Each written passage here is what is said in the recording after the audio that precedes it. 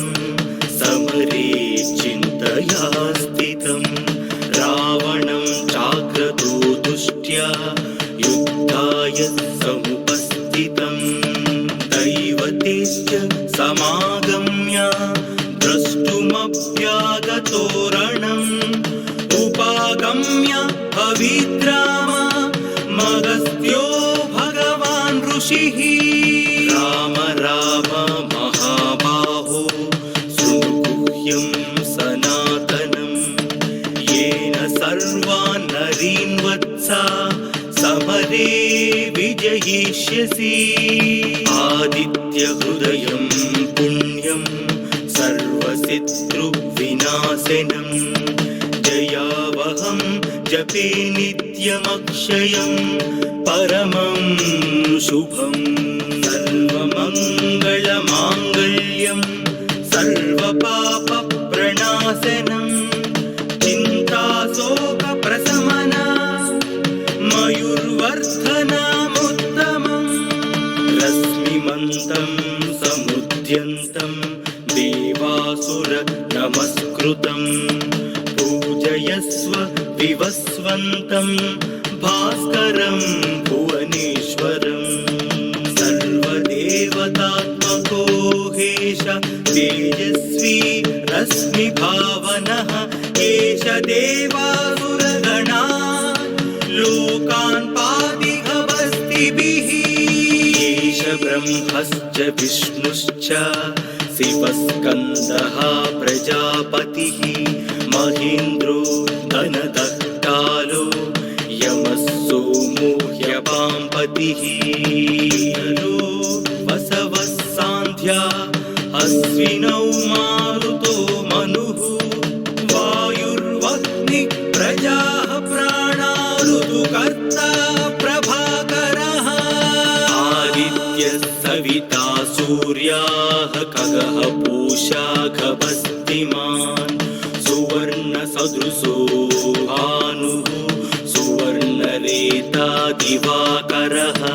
हरिद्वसा सहस्रार्ची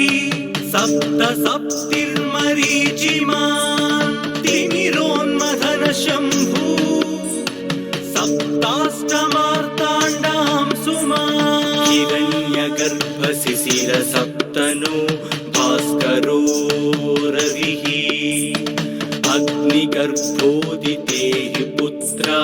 शङ्कः शिशिरनाशनः व्योमनाथस्तमो वेधी रुक्मजु सामपारगः घनवृष्टिरपामित्रो विन्ध्यावीधिप्लवङ्गमः आतपी मण्डली मृत्युः पिङ्गलः सर्वतापनः रविर्विशो महातेजो रक्तः सर्वभवोद्भवः नक्षत्र ग्रहतारणा मथिपो विश्वभावनः तेजसामपि तेजस्वी द्वादशात्मा नमोऽस्तु ते नमः पूर्वाय गिरये पश्चिमायात्रये नमः ज्योतिर्गणानां पतये दिनाधिपतये नमः जयाय जयभद्राय हर्यस्वाय नमो नमः नमो नमः सहस्रांशो आदित्याय नमो नमः नमः उग्राय वीराय सारंगाय नमो नमः नमः पद्मप्रबोधाय मार्ताण्डाय नमो नमः ब्रह्मेशानाच्युतेशाय सूर्यायादित्यवर्चसे भास्वते सर्वभक्षाय रौद्राय वपुषे नमः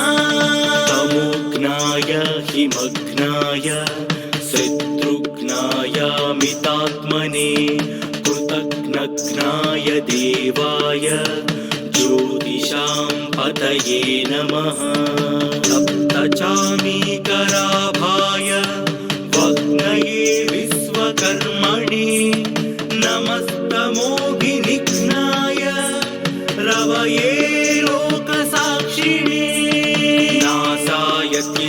वैभूतं तथैव सृजति प्रभुः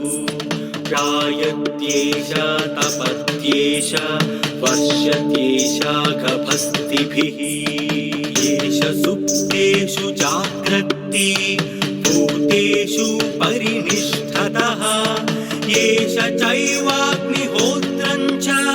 फलं चैवाग्निहोत्रिणा वेदाश्च क्रतवश्चैव कृतूनां फलमेव च यानि कृत्यानि लोकेषु सर्वयेषु रविप्रभुः येन मापत्सु कृत्येषु कान्तारेषु भयेषु च कीर्तियन् पुरुषः कश्चिन्नावसीदति राघवा पूजया स्वैनमेकाग्रो देवदेवं जगत्पतिम् एतत् त्रिगुणितं जप्त्या युद्धेषु विजयिष्यसि अस्मिन् क्षणे महाबाहो रावणं त्वं वदिष्यसि एवमुक्त्या तदागस्तो जगाम च यथागतम् एतच्छ्रुत्वा महातेजा नष्टशोको भवत्तदा धारयामास सुप्रीतो